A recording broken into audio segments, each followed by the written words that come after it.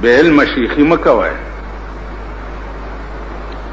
ناپویا شیخی مکوئے سار رنے و سڑی تپوسو کوئے جی پا مسواک رو جماعتی گی مالنا ویلا زمون جماعت کے ہویا شیخ تے ویل چکا مسواک دے خلے پو رو جا دے مان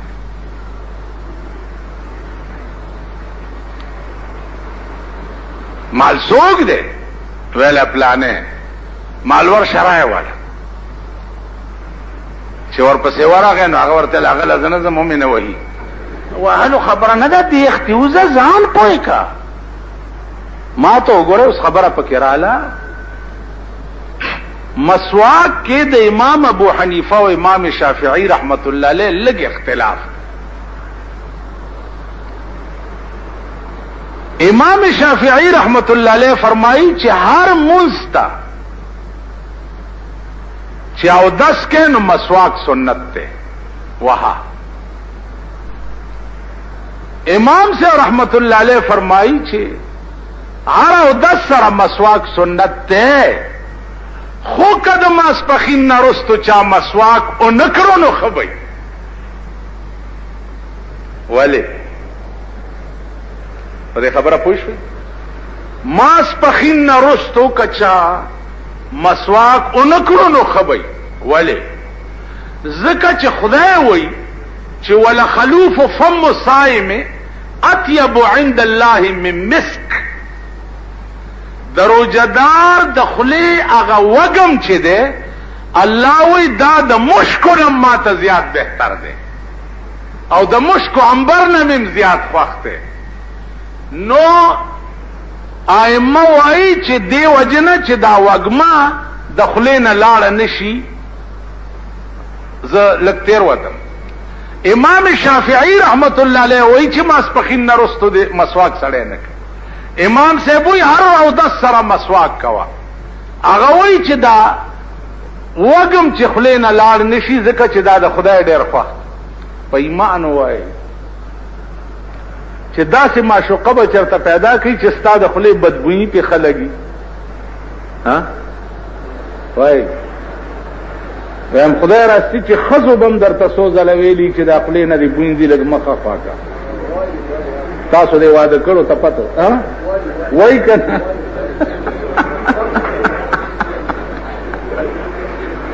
ښځو به درته ویلي او لا نسواري سړی چې خو چې مخلط خزه تخلط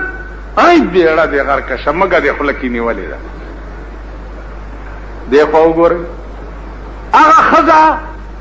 چې تاسو مر په ناس ساتلی ته غټي او دای سټي ستا د خلی وګم ستا خزه نشي برداشت کوله او د الله غوندې معشوقه وایا هغه وي ستا د خلی دا بدبوئی ما ته په مشکو عنبرو قبول ده ولخلوف فم صائم اطيب عند الله من مسك د مشکو نه ما ته ډیره خلګي نو امام شافعي وي مسواک ممګه دا بوی د خدای ډیر خوښ دی چې تلار نشي نو عزیزانو عرض مې داو یو خبره ده په ټوت پیسټ کې ټوت پیسټ پیژنئ هغه برش سره چې هغه منجن غوندې مګي یو خبره ده په هغه کې هغه ټوت پیسټ چې ده که او دې مګلو بیا دې وبخله کې واچولې تو دې کړې بیا دې وبو واچولې بیا به برش پکې وایي چې دې ورو کې دننه چرته داغه رزم پاتی چې هغه وزي بیا به وبتو کې بیا به خله کې وبو واچې بیا به پیغه تش برش ومګي بیا به تو کې بیا باغې نه پس دو درې ځله خله کنګال کې اغم جایز دی چا ما ته وی چې خوند دې چې دې دننه زی نو عزیزانو یو خوند شي دننه تلل دی او یو ذات د شي دننه تلل خوند کو که خیالو کوي تاسو مونږ چې په دې بدن باندې په اوړي کې اوبو واچو روجي د دې اوبو خوند دننه لاړ نشي نو روجه ماته شو سره خله کې چې اوبو واچې نو د خولې د اوبو خوند دننه نزي، نو روجه ماته شوسه. ګل چې بوی کې ګل پس پیغمو کې، نو دا بوی د ګل هغه بوی چې دی د هغې خوند دننه مزغو ته لاړ شي که نه، روجه ماتېږي چې باندې خیال هم راغی په دې روجه نه ماتي. خوند تلو روجه نه ماتي. خوند خو څه کوي؟ که روجه دی و بیمار شوی او ډاکټر وویلي چې داسې ستن ده چې دا ستن درته ولګوم ته پې ټیکېږي، په ستنې والو م روجه نه ماتي. دا ستنې وال دي او د شیخانو میخانو زه ذموار نه یم، ته پوه شې که نه، د دغو ذموار نه یم. که ډېر نیغ نیغ کېدو نو بیا د دې ګوړګوړونه نیسه او مال یې راوله، او که ویې چې دی مال راوله نو زه د هغه د پلار نوکر نه یم او نه د هغه مینه کې اوسېږم. زه علم لرم، دلیل لرم، دلیل سره خبره کولی شم. زما څه کار دی چې زه به جاهل پسې ځم او د هغې د پویولو کوشش. برملا مې درته ووې چې د ائمه دیوبند او د علماء دیوبند مولانا حسین احمد مدنی، مولانا مفتی کفایت الله، مولانا اشرف علی تانوی، مولانا محبیب الرحمن لدھیانوی، مولانا شبیر احمد عثمانی، د دې ټولو متفقه فیصله ده چې پستنې والو روجه نه ماتي. اوس راز درته پکې وښیم. تاسو دغه یې دا ساده خو یې که نه چې نو پستنه څنګه روجه نه ماتي؟ داسې به ووایي پستنه هغه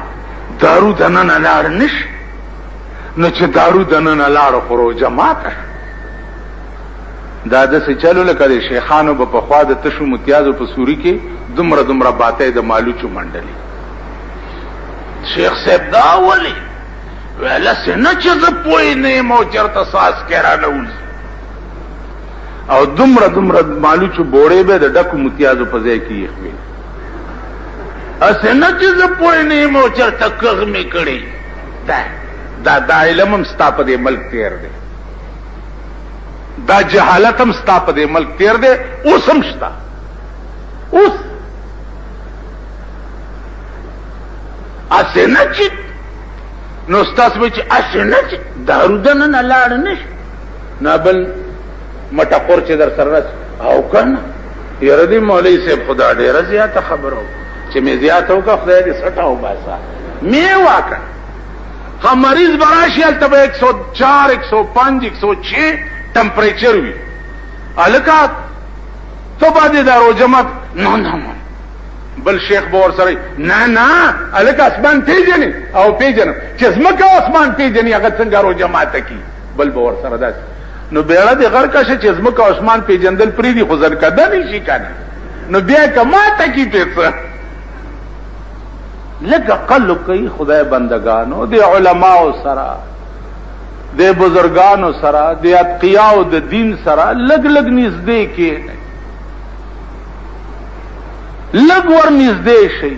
هغه ورځ راته چاوي مونږ تبلیغ شروع کړو دا خلک بار وځي. ما ورته ویل څه تبلیغ کوئ؟ ویل حدیث وایو د رسول الله صلی الله علیه وسلم. نو خلقو ته مې غوږ کېدئ که تاسو دلته د پیغمبر حدیث اورېدو ته اوزګار نه یئ، نو د قیامت په ورځ به پیغمبر ستاسو شفاعت ته مزګار نه یي. ځئ ورک شئ خدای هم سټه وباسه. کېړی به والي بوډاګان کښېنه که نه سټه دي وځه، نو ستا څه کار دی اوس بار که یو دکاندار لاړ شي یا یو ضروري کار وي خو ته خو کښېنه که نه.